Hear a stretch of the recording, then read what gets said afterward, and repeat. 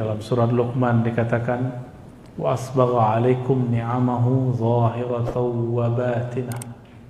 Dan dialah yang melimpahkan kepada kamu nikmat yang zahir, nikmat yang batin. Nikmat yang zahir, badan sehat. Tapi kalau pikiran gak sehat, nyaman gak hidup? Kantong sehat, tapi pikiran galau, gimana? Sama juga. Maka nikmat itu jangan hanya diminta nikmat fulus, minta juga nikmat ruhani kepada Allah Subhanahu wa ta'ala. Karena harta itu banyak habis, sedikit pasti cukup. Tinggal kalau banyak bersyukur, kalau sedikit ya bersabar kepada Allah Subhanahu wa ta'ala. Untuk membuka kalbu pikiran kita, mari kita bacakan surah Al-Fatihah. Juga kita kirimkan untuk pengarang kitab ini, Al-Imam Ibn Athaillah Sekandari. Al-Fatihah. A'udzubillahi minasyaitonir rajim. Bismillah. Iyyaka na'budu.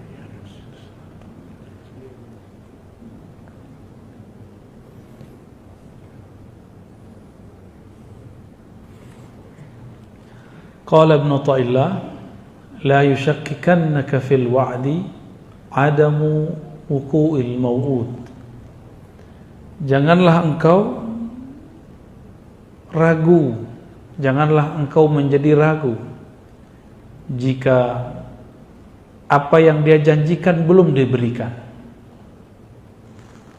Saya sering menyampaikan bahwa Nabi bersabda, kullu da'watin mustajabah. Semua doa pasti dijawab. Tapi kapan diberikan? Itu janji Allah, suka-suka Allah. Jangan pernah memperlakukan Allah seperti budak. Apalagi memperlakukan Allah seperti anak buah. Minta sekarang, jadi sekarang juga. Allah itu Rabbul Alamin. Rabbun, bahasa Arabnya dapat diartikan tuan, pemilik. Kita justru dimilikinya, bukan kita yang memiliki Allah. Jangan kebalik-balik.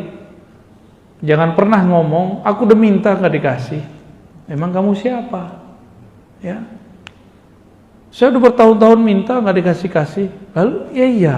Terus kamu siapa? Bisa maksa-maksa Allah. Emang Allah bapaknya? Emang Allah anaknya? Emang Allah anak buahnya? Kan bukan. Kita nggak berbuat apa-apa untuk Allah, terus minta-minta sesuatu, malu. Pilih. Tidak minta dikasih, minta dikasih tapi waktunya suka-suka dia. Pilih mana Pak? Nggak minta. Apa yang harus dilakukan? Tunaikan tuntutannya. Apa yang dituntut dari kita? Wa'bud rabbaka hatta ya'tiyal yaqin. Sembahlah Allah, kenalilah Allah sampai kamu benar-benar yakin. Ya, ada tuh di belakang kan. Kalau terjemahan biasanya yakin diartikan al-maut. Kalau saya enggak, ya. Maut udah pasti. Kalau al-maut, kenapa enggak ditulis saja di situ wa'bud rabbaka hattal maut? Maka terjemahan kita lain. Al-yaqin, yakin. Yakin itu al-i'tiqad al-jazim, keyakinan yang mantap kepada Allah Subhanahu wa ta'ala. Wa'bud dapat diartikan wa'rif, kenalilah Allah sampai kamu yakin. Dan yakin itu banyak tingkatannya, kita sudah tahu, ilmul yakin, ainul yakin, hakul. Nah, yang dimaksud di situ di atas hakul yakin itu namanya yakin. Nggak ada lagi tambah-tambahan ilmul yakin, ainul, nggak ada tambahan itu lagi. Hakul, di atas itu semua, itu namanya al-yakin. Alif lam, keyakinan yang sempurna. Al-yakin bahasa Arabnya dapat kita artikan, kamu percaya tanpa syarat. Percaya tanpa syarat. Bisa nggak? Jadi kalau versi saya Pak, kan yakin biasanya kita artinya 3 ya. Ilmul yakin, ainul yakin. Ilmu itu teori, karena yang menyampaikan orang terpercaya, maka kita percaya. Kalau ainul yakin, kita melihat sendiri buktinya, tapi belum merasakan. Kalau hakul yakin, kita merasakan. Kalau al yakin, rasa tidak rasa, kita yakin tanpa syarat. Bisa nggak? Kayaknya susah ya. Kalau nggak rezekinya lancar, nggak baca waqiah ya. Jadi kalau seandainya rezeki nggak nambah karena duha, nggak mau duha lagi. Bener. Kayaknya begitu sih ya. Kenapa semuanya harus bersyarat sama Allah? Allah memberi kita tanpa syarat. Saya mau tanya, kita nyembah Allah untuk Allah atau untuk kita? Di surat Luqman, bersyukur kepada Allah itu bukan untuk Allah. Linafsi, siapa yang bersyukur kepada Allah kembali ke dirinya sendiri. Jadi Allah nggak butuh kok syukur kita. Jangan GR amat. Ya. La yusakkikannaka fil wa'di 'adabu wuqu'il mau'ud. Janganlah engkau menjadi syak mengenai suatu janji bahwa doa pasti dijawab. Tapi waktunya tidak sesuai dengan apa yang kita ekspektasikan. Wa in ta'ayyana zamanuh, meskipun zamannya sudah jelas. Li'alla yakuna dzalika qadhan fi basiratik. Supaya syak kamu itu tidak memadamkan cahaya mata hatimu.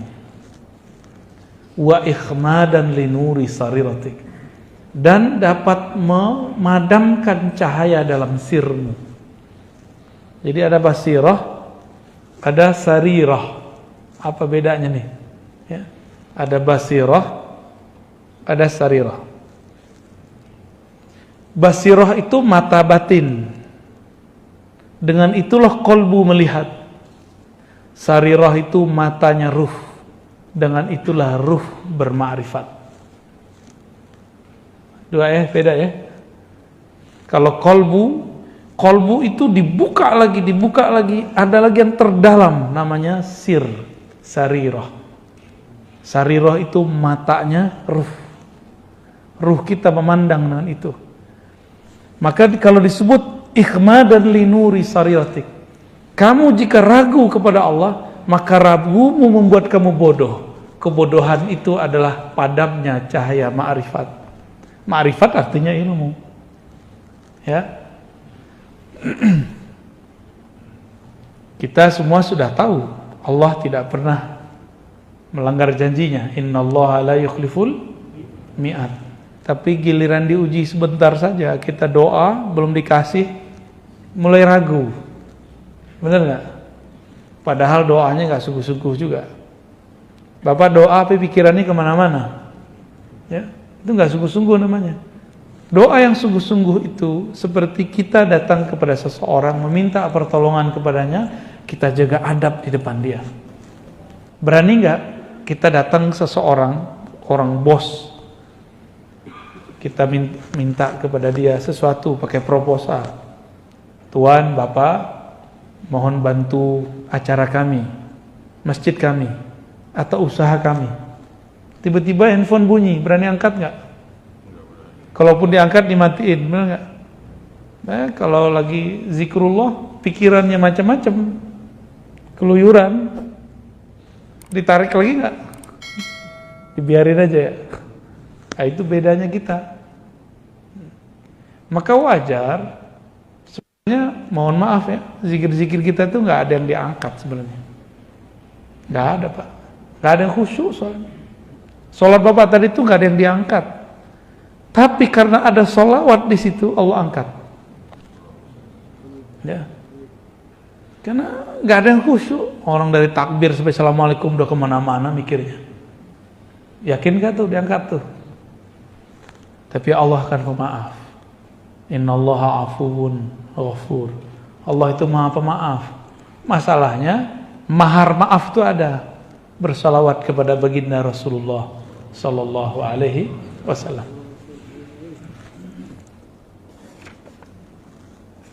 Kita masuk ke hikmah berikut ya. Jadi kesimpulan sebelum masuk, jadi ciri-ciri orang yang basirahnya hidup, dia tidak syak meskipun doanya belum dijawab. Dia tidak syak kalau dia sakit, berobat belum kunjung sembuh. Inilah rahasia Nabi Ayub. Nabi Ayub ditegur sama istrinya, Mas Ayub, kira-kira begitu ya. Kamu kan Nabi Allah, kekasih Allah. Orang-orang kalau ada apa-apa minta doa sama kamu. Masa kamu masalah kutilan kulit begitu aja nggak doa kepada Allah? Kata istrinya. Nabi Ayub bisa sabar dengan semua kata-kata orang di luar, tapi beliau langsung tersinggung. Bukan tersinggung terhadap dirinya, tapi tersinggung istrinya kenapa tidak bisa sabar. Ya. Kok istrinya mulai meragukan? Kamu kan Nabi, masa Nabi? Ya, gitu. Masa Nabi? Akhirnya Nabi Ayub mengatakan, pergilah kamu. Jika kamu tidak tahan bersamamu, pergilah. Tapi jika kita ketemu lagi nanti aku akan pukul kamu. Tapi itu istri paling baik. Wajar ya. Di zaman dulu nggak boleh istri ngeluh. Ngeluh dikit boleh cerai. Betapa pemaafnya Allah sekarang di masa syariat Nabi Muhammad. Istri ngomel-ngomelin kita gitu, maafin aja kan. Mohon maaf Bu ya. Di zaman Nabi Ibrahim punya mantu. Sesekali dia kunjungi anaknya lagi keluar rumah. Kata Nabi Ibrahim, ternyata mantunya lupa ini mertua dia karena jarang datang. Karena nikahnya waktu itu tidak ada Nabi Ibrahim. Nabi Ibrahim tidak hadir saat Nabi Ismail nikah. Dites sedikit doang. Gimana Neng nikah sama Mail? Kira-kira begitu Pak kalau bahasa sininya ya. Apa jawaban? Payah. Bang Mail payah. Makan susah. Minta beli ini beli itu nggak dikasih. Oke, gitu. Cuma pertanyaan begitu, jawabannya 3 jam. Apa kata Nabi Ibrahim? Nanti sampaikan ke suamimu. Aku ini orang penting baginya.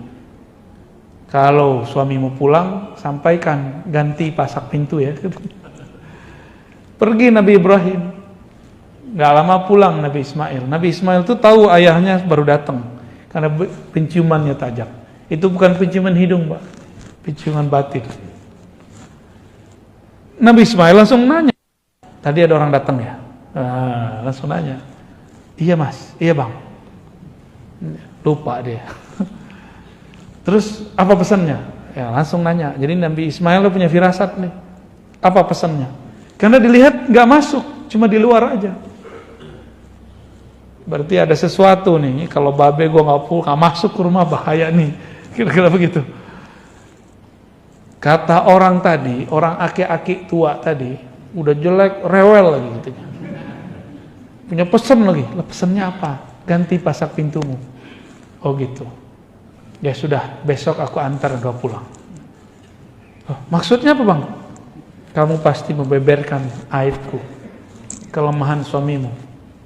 Tuh, hati-hati tuh ngomong status, Facebook tentang perihal-perihal kelemahan rumah tangga. Memang gak ada lagi tempat cerita. Sampai harus berbicara, harus nyatet status. Ya. Coba hidup di zaman Nabi Ismail, di syariat Nabi Ibrahim, boleh dicerain. Ya, malah disuruh. Tuh kalau dihitung sekarang banyak gak perempuan yang pantas dicerain? Ya, tunggu dulu Bang. Cowok-cowok juga pantas digugat cerai. Bapak Ibu yang bukan Allah, syariat zaman dulu itu betul-betul ketat. Di zaman nabi-nabi terdahulu tidak boleh ngambil harta rampasan perang. Nggak boleh. Di zaman Nabi boleh. Di zaman Nabi terdahulu zakat itu wajib 10%. Di zaman Nabi Muhammad ada pilihan-pilihannya, ada 0,5%, 5%. Ya, ada. Makanya sampai sekarang agama tersebut yang masih ngikut katanya agama nabi-nabi terdahulu masih 1/10. Lah gede banget tuh Pak 1/10 itu. Makanya di negara-negara Eropa yang maju, gereja-gereja sepi. Karena pajaknya sudah mahal, asuransinya mahal, ditambah kalau masuk gereja 10. Gereja sono Pak ya, kalau di sini saya nggak tahu. Kalau di kita ada juga LDIU lebih parah lagi. Bisa di atas 10 dia. Ya. Jadi kita hidup di Indonesia BPJS cuma 100.000, 150.000, benar ya? Udah ngomel tiap hari ya.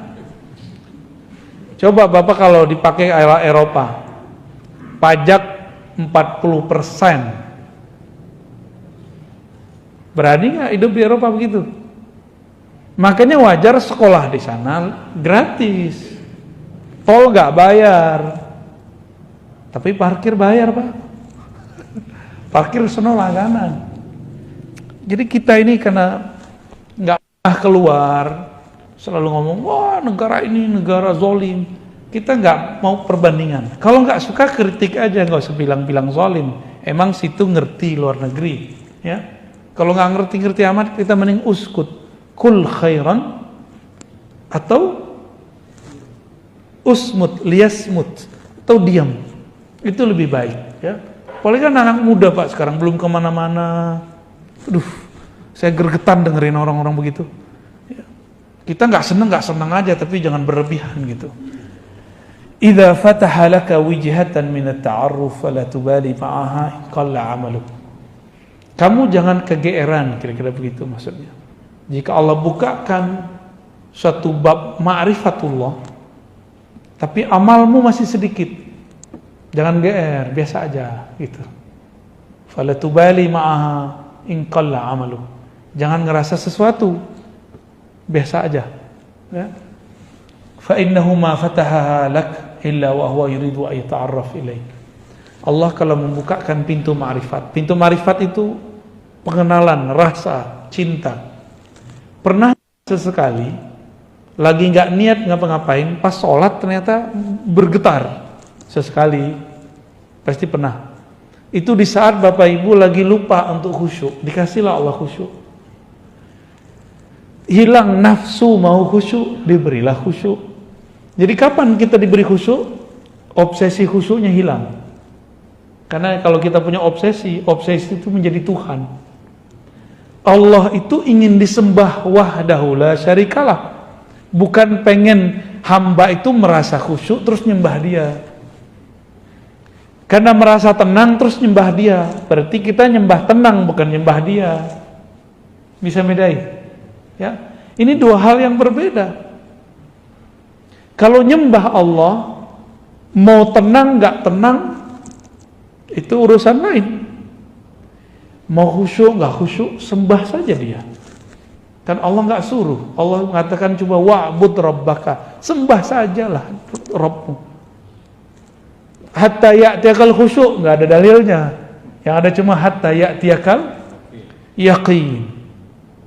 Sampai yakin itu tumbuh dalam dirimu tanpa syarat. Nggak ada lagi istilah ilmu yakin, ainul yakin, hakul yakin. Yang ada hanya al yakin, keyakinan tanpa syarat.